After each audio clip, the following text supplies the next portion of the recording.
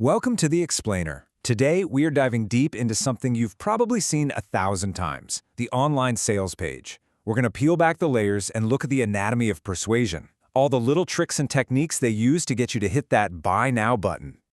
Okay, right off the bat, you're hit with this massive headline. It's got everything, doesn't it? A huge promise, an expert figure, and of course, the allure of a secret. This is the hook, and man, it's designed to grab your attention and not let go.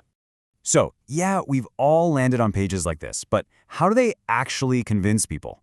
Now, just to be clear, we're not here to talk about the product itself. Our mission today is to dissect the sales pitch, to really understand the communication strategies at play here. First up, let's talk about the sensational promise. This is always step one. They find a pain point, a problem you might be wrestling with, and then they offer up a solution that honestly sounds a little too good to be true. I mean, just look at the language here. They use the word crush. It's so powerful, so active. They're naming very specific, very real anxieties, and then they create a villain, dangerous drugs. This is brilliant because it immediately positions their product as the safe, natural, and obvious choice. It's an incredibly powerful emotional pitch. And then, boom, the pressure is on. Out of nowhere, a countdown timer starts ticking. This creates this intense sense of urgency, right? It's pushing you to decide right now. It's a classic fear of missing out tactic. Textbook scarcity to drive you to act fast. Okay, so once they've got you with that emotional hook and a bit of urgency, the whole strategy shifts. Now it's all about building trust. And what's one of the best ways to build trust? Well, you appeal to science. So, if you scroll all the way down to the bottom of the page, you'll find this, a reference section with 15 different citations. The goal here is pretty simple, to make the whole thing feel researched, credible, and totally legit. But here's the really clever part. It's not just the number of references, it's the language they use. Words like placebo-controlled or double-blind clinical study, that's the gold standard in scientific research, right? It's how you prove something really works. Using this vocabulary creates this whole aura of scientific legitimacy. It makes the claims feel solid. All right, now for the fun part. Let's actually put the big marketing claims side by side with the evidence they cite and see, how well they line up. So when you actually start digging into the studies themselves, a very different story starts to take shape.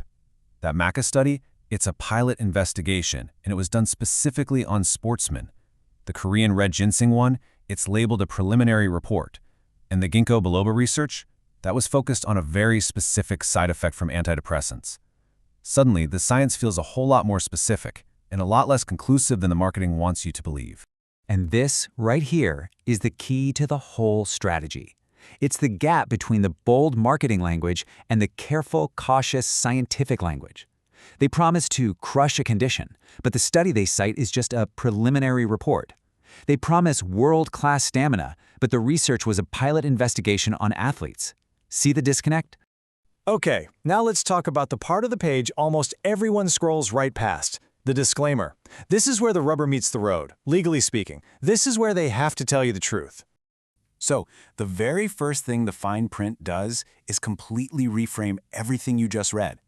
All those confident, powerful claims from the main page, well, now they're officially defined as just an opinion. That is a massive shift in certainty, isn't it? And there it is. The responsibility is now completely on you. The disclaimer flat out says that it is your job, not theirs, to go check with an actual doctor before you act on any of this opinion they've been sharing. So, to sum it up, the fine print basically torpedoes the entire sales pitch. It tells you this is just an opinion, it is not medical advice, you have to do your own research, and hey, even the company selling the product doesn't officially stand by the claims. Which brings us to the big question, doesn't it? After all this, what is the real industry secret that this page is talking about? The secret isn't in the product. It's in the formula of the page itself. It's this powerful cocktail of psychological triggers, right? You've got the authority from the star, the scarcity from the countdown timer, and that veneer of scientific proof. It's all wrapped up in a big emotional promise and then carefully protected by a legal disclaimer. And once you see this formula, you'll start seeing it absolutely everywhere. The real question is, what will you do now that you know?